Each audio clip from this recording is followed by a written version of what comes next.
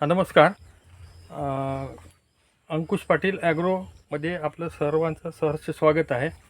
आज मी चाबरा येथे श्री संतोषराव बोले यांच्या केळीबागेमध्ये आहो आणि संतोषराव बोले साहेब हे एकदम सुधारित शेती करतात आणि ती आपल्या अंकुश पाटील टेक्नॉलॉजी म्हणजे त्यांनी काय काय या केळीवर वापर केलेला आहे तर ते सांगतीलच. त्या हिशोबानं आपण त्यांचं मनोगत ऐकूया. नमस्कार, मी संतोष सदाशिव बोले, राहणार चाबरा, तालुका अर्धापूर, जिल्हा नांदेड. मी या केळी पिकासाठी विज्ञान संत श्री अंकुश पाटील बायोटेक यांचे प्रॉडक्ट वापरतो. या केळीसाठी मी ह्युमिक आणि मायक्रोन्यूटन, लाईम सल्फर तसेच ॲमिनो ॲसिड 5 स्ट्रोक हे पूर्ण ॲटम वापरलेले आहेत.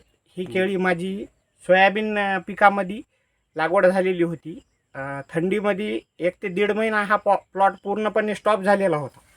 तर त्याच्यानंतर माझी आणि जतकर साहेबांची भेट झाली आणि त्यांनी मला त्यांच्या निविष्ठाबद्दल माहिती दिली. ते निविष्ठा वापरल्या तेव्हापासून केळीमध्ये जमीन आसमानचा फरक आहे आणि ही केळीची जरा नवीन पद्धत आहे. सघन पद्धतीनं लागवड केलेली केळी आहे. ती 2 ओळीतला अंतर 9 फूट, 2 त्रिकोणातला अंतर 5 फूट आणि 2 रोपातला अंतर 2 फूट अशा पद्धतीची केळीची लागवड असून तरी याच्या निविष्ठा वापरल्यामुळे आतापर्यंत तर एकदम चांगल्या प्रकारचा रिझल्ट वाटत आहे. आणि माझी शेतकऱ्यांना विनंती आहे की त्यांनी थोड्या क्षेत्रासाठी का होईना 1 एकरसाठी याच्या निविष्ठा वापरून पाहाव्या आणि फरक त्यांना स्वतःच कळेल. शेतकऱ्यांना कसं प्रयोगशील राहिलं पाहिजे आणि याचे जे निविष्ठा आहेत ते एकदम कमी खर्चामध्ये आजच्या काळाची गरज जी आहे शेतकऱ्यांना शेती इथून पुढे रासायनिक 100% जे मार्केटमधून आपण घेतो त्या रेटनं उपलब्ध रेटनं घेऊन करणं परवडणारी नाही. तरी माझी सर्व शेतकऱ्यांना विनंती आहे की त्यांनी एक वेळ अवश्य यांच्या निविष्ठा वापरून स्वतः खात्री करून घ्यावी. बरं, ह्या ज्या लागवड पद्धतीमध्ये आता जे आपलं केळीचं घड निस्वन आहे याच्याबद्दल थोडंसं मला दाखवा ना. काय काय बदल आहे किंवा घडाला आपल्या किती फणे आलेले आहेत वर त्याच्यामध्ये काय परिस्थिती आहे. आता ह्या केळीची घडाची बघा तुम्ही 1 2 3 4 5 6 7 8 9 10 ते 11 फण्या पूर्ण घडाच्या पडत आहेत. दोन्ही फणीमध्ये व्यवस्थित गॅप आहे, अंतर चांगलं आहे, केळाची संख्या याच्यामध्ये चांगली आहे आणि त्यायोगे उत्पादन वाढणार आहे. बरोबर.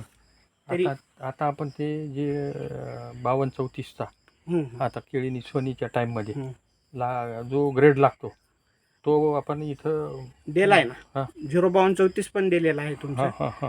लाईम सल्फर, तुमचं ॲमिनो ॲसिड, ह्युमिक, नाही मायक्रोला नाही म्हणजे मायक्रोन्यूट्रियन आणि दुसरं 5 स्ट्रोक पण वापरलेला आहे. अजून केळीमध्ये कसं हे जे लागवड पद्धत आहे ना त्या 3 एका जागी लागवड झालेली आहे.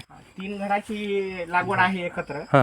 तर या 2 झाडातला अंतर 2 फूट आहे आणि या झाडापासून ते त्रिकोणी अंतरामध्ये पण 2 फुटाची आहे आणि त्या घडापासून हे पण घड 2 फुटाचा आहे आणि हा त्रिकोण ते हा त्रिकोण याच्यात 5 फुटाचं अंतर आहे आणि 2 ओळीतला अंतर हे 9 फुटाचं आहे. अच्छा. याच्यानं प्लांट पॉप्युलेशन वाढलं 1.5 पट झालेलं आहे. कारण या क्षेत्रफळावर इतक्या 2200 केळी बसत होती आमच्या अगोदर. आता ही 3300 केळी बसवलेली आहे. बरं. 2200 आणि 3300 मध्ये 1.5 पट केळीची लागवड झालेली आहे. अच्छा. तर आता भविष्यात जे तुम्ही जे पिकं घेणार आहात त्याच्यात आता हळद प्रमुखच असते. तुम्ही हळद आहे ना. 1.5 एकर हळदीचा प्लॉट मी 100% अंकुश पाटील चे जे निविष्ठा आहेत त्या निविष्ठा वापरूनच करणार आहे. तुम्हाला तर कालच बोललो. बरं. बेने प्रक्रियेसाठी काय सुरुवात बेने प्रक्रियेपासून आता जे तुम्ही शेड्यूल देसाल त्या शेड्यूलच्या अनुषंगानेच पूर्ण हळदीचं चालणार. आपलं हळदीचं पण चालणार आणि पुढच्या केळीचं पण चालणार. इथंच आमच्या बंधूचं बाजूचं शेत केलेलं आहे मी. त्याच्यात हेच इतकीच केळी बसते जवळपास. ती लागवड पण अशीच सघन पद्धतीनं आणि आपल्याच पद्धतीनं करायची. तर इतर शेतकऱ्याला काय सांगू शकाल. अवश्य वापरून पाहावे.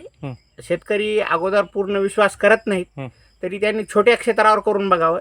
एका पिकात 2 टप्पे करायचे. हं. अर्ध्या टप्प्यासाठी अंकुश पाटील वापरायचं आणि अर्ध्या टप्प्यासाठी त्यांना त्याच्या जे रासायनिक निविष्ठा वापरून करतात ते बघायचं. दोन्हीच्या खर्चाची नोंद ठेवायची आणि त्यानुसार मग स्वतः शेतकऱ्यानं ठरवायचं. हा. आता मी तर वापरलं, मला चांगलं वाटलं हो हो हो आणि पूर्ण क्षेत्रफळावर लागवड करण्यासाठी विश्वास बसत नाही शेतकऱ्याचा सुरला, तर त्यांनी स्वतः त्याचा अनुभव घ्यावा. चालते चालते. धन्यवाद तुमचे. धन्यवाद.